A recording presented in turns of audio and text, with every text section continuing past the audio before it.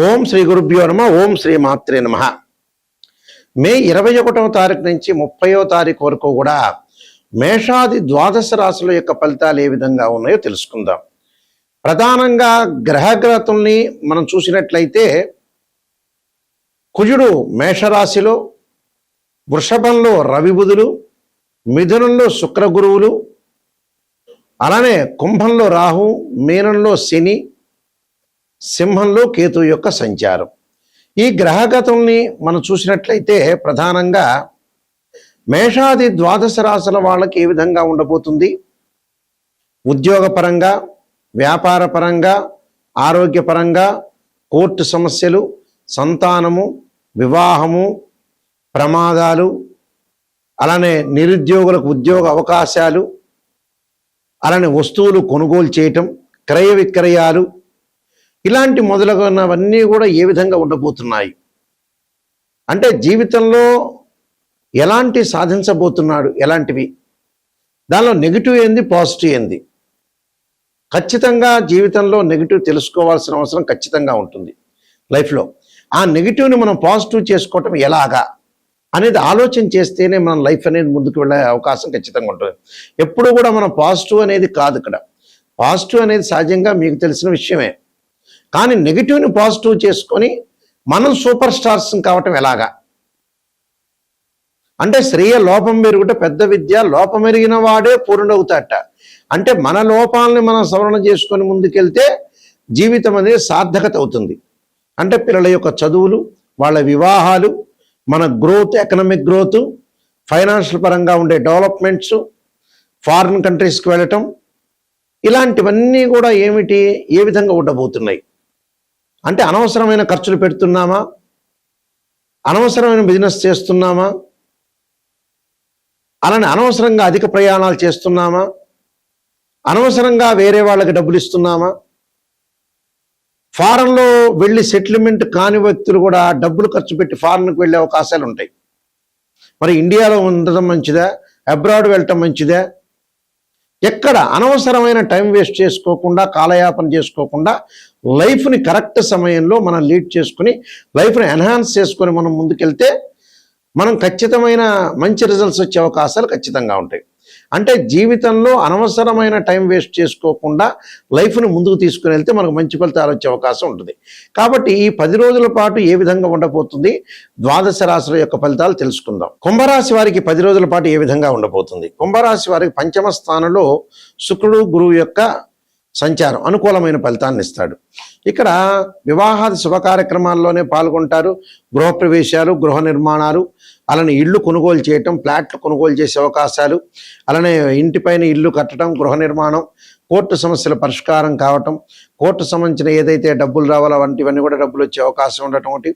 కుటుంబ పరంగా కొన్ని చిక్కులు కలిగే అవకాశాలు ఎక్కువ ఉంటాయి. అంటే ఫ్యామిలీ పరంగా భార్యాభర్తలే కాదు, తండ్రి కొడుకులు, తల్లి కూతుర్లు, తల్లి కొడుకు, తండ్రి కూతుర్లు, ఇలాంటి ఫ్యామిలీ పరంగా డిస్టర్బెన్స్ రాకుండా లౌక్యంగా వెళ్ళండి. బంధుమిత్రులతో కొంత సహనంగా ప్రవర్తించండి. మిత్రులతో కొంత జాగ్రత్తగా ఉండండి. శత్రువులు బాగా పెరిగే అవకాశాలు ఎక్కువ ఉంటాయి. అంటే ఈ సమయం అనేది వీళ్ళకి ప్రతికూలంగా ఉంటుంది. ఒక ఫైనాన్షియల్ శుభ కార్యక్రమాలు మినహా మిగతావన్నీ కూడా కొంత ప్రతికూలంగా ఉండే అవకాశం ఉంటుంది. కాబట్టి మీరు సృజనాత్మకతను పెంచుకోండి. ఎవరు మంచివాళ్ళు, ఎవరు చెడ్డవాళ్ళు అనేది చూసుకోండి. ఈ కార్యక్రమాల్లో వీళ్ళు ఏదైతే ఉద్యోగపరంగా ఉండే కార్యక్రమాలు, వ్యాపార పరంగా ఉండే బిజినెస్లో వీళ్ళకి గుర్తింపు రాణించడం, ఆర్థిక పరంగా కూడా మంచి ఫలితాలు సాధించే అవకాశాలు ఎక్కువ ఉంటాయి. మంచి శుభ కార్యక్రమాల్లో పాల్గొంటారు. అబ్రాడ్ వెళ్ళటం అనేది కొంత వాయిదా పడే అవకాశాలు ఉంటాయి. కుటుంబంలో చిక్కులు లేకుండా చూసుకోండి. నేను కొన్ని పరిహారాలు చెప్పబోతున్న పరిహారాలు మీరు పాటించడం మీకు మంచి జరిగే అవకాశం ఖచ్చితంగా ఉంటుంది. ప్రధానంగా ఏ గ్రహాలైతే మనకు బాగలేదో ఆయా గ్రహాలని ఆరాధన చేయటం చాలా ముఖ్యమైన విషయం. మనకి జాతకంలో మనోవేదనలు ఉన్నాయి అని అన్నప్పుడు చంద్రుడి యొక్క ఆరాధన చేయాలి. క్షీరపుత్రాయుధ్య అమృతతత్వాయ ధీమే తన్నో చంద్ర ప్రచోదయాత్ అనే మంత్రాన్ని, వీలైతే దధీశంక తుషారాభం క్షీరోధారణం సంభవం నమామి శశనం సోమం శంభురు ముకుట భూషణం అనే మంత్రాన్ని చక్కగా చదువుకోవాలి. అలానే ఉద్యోగపరంగా ఇబ్బందులు రావటం, ఆరోగ్యపరంగా ఇబ్బందులు కలుగుతున్నాయా, ఖచ్చితంగా సూర్య భగవాను ఆరాధన చేయాలి. సూర్య భగవాను ఆరాధన చేయాలంటే జిల్లేడు సమిధలతోటి హోమం చేయటం, అలానే సూర్యుడి యొక్క ఆరాధన చేయటం, ఉషాఛాయ సమేత సూర్యనారాయణ స్వామి యొక్క ఆరాధన చేయటం వల్ల మనకు మంచి ఫలితాలు వస్తాయి. అంటే నవగ్రహాల యొక్క ప్రదర్శన చేయటం, సూర్యుడికి దానిమ్మ రసంతో అభిషేకం చేయటం చాలా మంచిది. అంటే దానిమ్మ రసంతో చక్కగా సూర్యుడి యొక్క ఆరాధన చేయాలి. అప్పుడు ఆరోగ్యం బాగుంటుంది, ఉద్యోగపరంగా ఇబ్బందులు లేకుండా ఉంటాయి. అలానే కుజుడు వల్ల ప్రమాదం జరుగుతుందా, మన జాతకంలో కుజుడు బాగలేదా అంటే అంగారకుని ఆరాధన చేయాలి, సుబ్రహ్మణ్య స్వామి యొక్క ఆరాధన చేయాలి. తత్పురుషాయుధే మహాసేనాయుధీమే తన్నో షణ్ముఖ ప్రచోదయాత్ అనే మంత్రాన్ని చక్కగా చదువుకోవాలి. అలానే సుబ్రహ్మణ్య స్వామి యొక్క అష్టకము 2 జంట సర్పాలను దానం చేయాలి. బుధుడి వల్ల వ్యాపార పరంగా ఇబ్బందులు కలుగుతున్నాయా, బుద్ధి వికసించట్లేదా, జ్ఞానం అనేది పెరగట్లేదా, మనం చేసే పని ఏం చేస్తున్నాం అర్థం కాకుండా ఉంటుందా, అంటే బ్రెయిన్ మెచ్యూరిటీ వాల్యూస్ పెరగట్లేదా అంటే బుధుడి యొక్క ఆరాధన చేయాలి. ఇలాగ విష్ణు సహస్రనామాన్ని పారాయణ చేయటం ఒకటి, ఓ నమో నారాయణాయ నమః అనే అష్టాక్షరి మంత్రాన్ని బుధవారం రోజున చదువుకోవటం చాలా మంచిది. దాంతోపాటు పెసలు దానం చేయటం చాలా మంచిది. అలానే ధనకారకుడైన గురువు బాగుండట్లేదా, విద్య యందు విద్యార్థులకు అనుకూలంగా లేకపోతే దక్షిణామూర్తి స్తోత్ర పారాయణం చేయటం, దత్తాత్రేయ స్వామి యొక్క పారాయణం చేయటం, అలానే గురువుకి అంతరిక్ష దేవతైన తారా మహాదేవి యొక్క స్తోత్రాన్ని పారాయణం చేయాలి. దాంతోపాటు వివాహం కావట్లేదా, వివాహానికి అడ్డంకులు వస్తున్నాయా అంటే శుకుడి యొక్క ఆరాధన చేయాలి. అంటే వివాహం కాని అమ్మాయిలు వరపాశుపతాశ్రుద్రాభిషేకం, అఘోర గౌరీపాశుపతాశ్రుద్రాభిషేకం, అబ్బాయిలు కన్యాపాశుపతాశ్రుద్రాభిషేకం చేయాలి. ఎల్నాటి శని అంటే జన్మశని, వ్యయశని, ద్వితీయ శని ఎల్నాటి శని అంటాం మనం. అలానే అర్ధాష్టమ శని, అష్టమ శని, కంటక లేదా పొంగు శని ఉందా, శని మహర్దశ సరిగా లేదా అని అంటే ఖచ్చితంగా శని యొక్క ఆరాధన చేయాలి. నీలాంజన సమాభాసం రవిపుత్రేమాగ్రజం ఛాయామార్తాండ సంభూతం తం నమామి శనైశ్వరం మంత్రంతో పాటు దక్షిణాకాళి యొక్క స్తోత్ర పారాయణం చేయటం, అలానే నల్లని ద్రాక్షారత్నంతో శనికి అభిషేకం చేయటం చాలా మంచిది. అలానే విదేశాలకు వెళ్ళలేకపోతున్నారా, చక్షు దోషాలనేవి ఉంటే రాహు యొక్క ఆరాధన చేయాలి. రాహుకు అధిష్టాన దేవతైన దుర్గాదేవిని, అలానే సర్పాన్ని ఆరాధన చేయాలి. అంటే నాగరాజాయుధమే పృథ్వీధరాయుధమే తన్నో సర్ప ప్రచోదయాత్ అనే మంత్రాన్ని చదువుకోవాలి. అలానే కేతు యొక్క దోషం ఉంటే గణపతి యొక్క ఆరాధన చేయాలి. అంటే గణపతిని గకార అష్టోత్తరంతో ఆరాధన చేయాలి. అలానే ఇక్కడ దానితో పాటు ధనానికి సంబంధించిన ఇబ్బందులు కలిగితే ఓం యక్షాయ కుబేరాయ వైశ్రవణాయ ధనధాన్యాధిపతే ధనం ధాన్యం సమృద్ధిమే దేహిమే దాపైస్వ అనే మంత్రాన్ని కూడా చక్కగా చదువుకోవటం చాలా మంచిది. అలానే శత్రువులు ఎక్కువగా ఉన్నారా, కార్తవీర్యార్జునుడి యొక్క మంత్రాన్ని, భగడాముఖి అమ్మవారి యొక్క ఆరాధన చెయ్యాలి. అలానే రాహుకేతుల యొక్క దోషం ఉంటే కూడా ధూమవతి యొక్క అమ్మవారి యొక్క ఆరాధన చేయటం చాలా మంచిది. ధూమవతి యొక్క ఆరాధన చేయటం వల్ల కూడా మనకి దోషం అనేది తొలగిపోతుంటుంది. అలానే వివాహం కావట్లేదు, దగ్గరకు వచ్చినట్టు వచ్చి వివాహాలు వెనక్కి వెళ్ళిపోతున్నాయా, కమలాదేవి యొక్క స్తోత్ర పారాయణం చేయటం కూడా చాలా మంచిది. అంటే ఇవన్నీ కూడా ప్రత్యేకంగా రెమెడీస్, ఇవన్నీ కూడా గోచారరీత్యా చెప్పబడే ఫలితాలు మాత్రమే గుర్తుపెట్టుకోవాలి. ఇవన్నీ కూడా మనం చెప్పే ఫలితాలు ప్రతిసారి కూడా రాశి ఫలితాలు 20% సూచనలు మాత్రం. కానీ 80% ఎలా ఉంటుంది, బర్త్ చార్ట్ మీదే డిపెండ్ అయి ఉంటుంది. బర్త్ చార్ట్ అంటే ఏమిటంటే ఒక చెట్టు కింద వేళ్ళు అని అర్థం. ఆ వేళ్ల పైన కాండం ఉంటుంది, దాని కొమ్మలు ఉంటాయి, ఆకులు ఉంటాయి. ఆకులు అంటే ఏమిటంటే గోచారం. ఆకులు ఎలా ఉంటుంది, రైన్ సీజన్లో వస్తుంది, వింటర్ సీజన్ అలానే ఉంటాయి, సమ్మర్ సీజన్లో కింద పడిపోతుంటాయి. ట్రాన్సిట్ సిస్టానికి అలానే బర్త్ చార్ట్కి లాట్ ఆఫ్ డిఫరెన్స్ ఉంది. కానీ నిజంగా ఆస్ట్రాలజర్ని ఎవరైనా అప్రోచ్ అయితే, ఎవరినైనా సరే, మమ్మల్నే కాదు మీరు ఏరే వాళ్ళైనా సరే అప్రోచ్ అయినప్పుడు గురువుగారు నిజం చెప్పండి, నెగిటివ్ అయినా పాజిటివ్ అయినా చెప్పండి అని తెలుసుకోవాలి. చాలామంది కూడా ఈ మధ్యకాలంలో ఏం చేస్తున్నారు, పాజిటివ్ చెప్పడానికి ఊవిర్లాడుతున్నారు. ఆ ఆస్ట్రాలజర్ నాకు పాజిటివ్ చెబుతున్నారేమో, మరి అద్భుతంగా చెబుతారు, నేనంతా నెగిటివ్ అయితే నేను వినలేను, ఆ చెవులకి నాకు నెగిటివ్ ఎక్కదు అని ఆలోచన చేసేవాళ్ళు చాలామంది ఎక్కువ ఉన్నారు. దానివల్ల ఆస్ట్రాలజర్స్కి నష్టం ఉండదు. ఆస్ట్రాలజర్స్ మిమ్మల్ని పొగుడుతుంటారు, మీరు హ్యాపీగా 10 నిమిషాల్లో కన్సల్టింగ్ ఫీజు ఇస్తారు, ఆ 10 నిమిషాల్లో హ్యాపీగా ఫీల్ అవుతారు. కానీ ఒకరోజు ఒక గంట హ్యాపీ కాదు అది. నిజంగా జీవితంలో తెలుసుకుంటే, నెగిటివ్ని తెలుసుకుంటే దాన్ని సర్దిద్దుకునే అవకాశం ఖచ్చితంగా ఉంటుంది.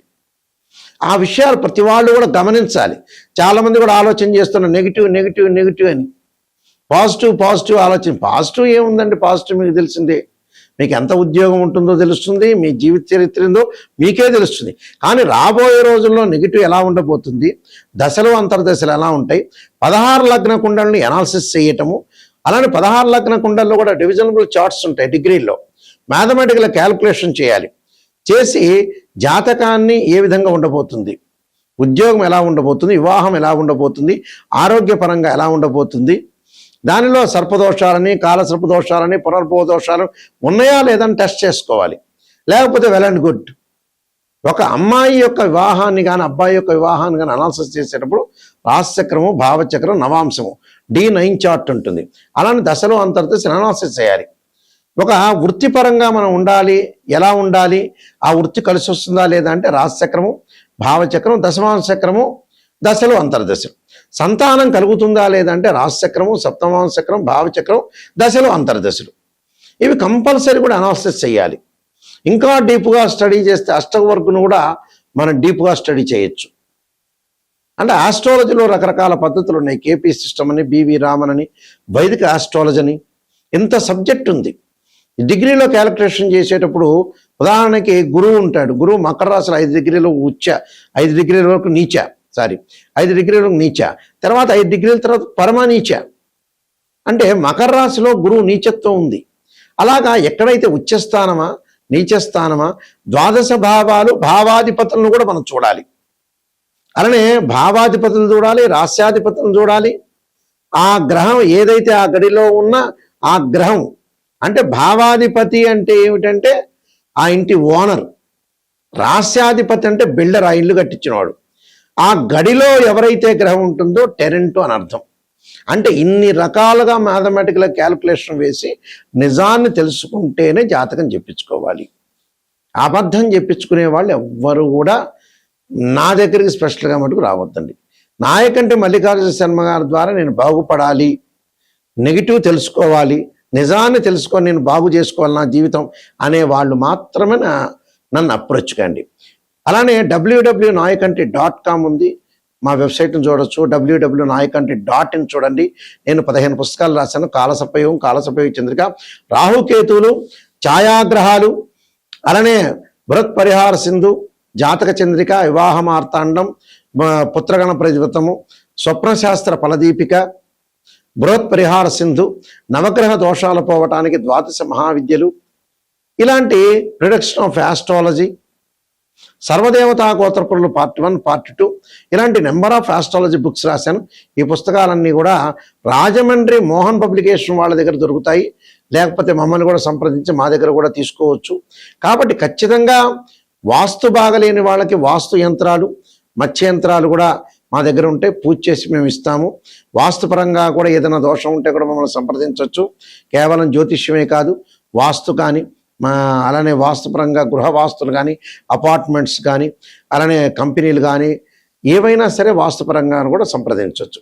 నిజాన్ని తెలుసుకోవటం చాలా ఇంపార్టెంట్. ఆ స్క్రీన్ మీద స్క్రోలింగ్ అవుతున్న నెంబర్ ఉంది, ఆ నెంబర్కి మీరు కాల్ చేయొచ్చు. డైరెక్ట్గా నా దగ్గరికి వస్తుంది ఆ కాలు. మీరు అన్నీ కూడా తెలుసుకొని, నిజాన్ని తెలుసుకొని ముందుకెళ్తే మీకు మంచి జరిగే అవకాశం ఉంటుంది. మీకు శ్రీ పరమేశ్వరుడి యొక్క కరుణాకటాక్షం ఉండాలని ఆశిస్తూ సర్వే జనా సుఖినో భవంతు.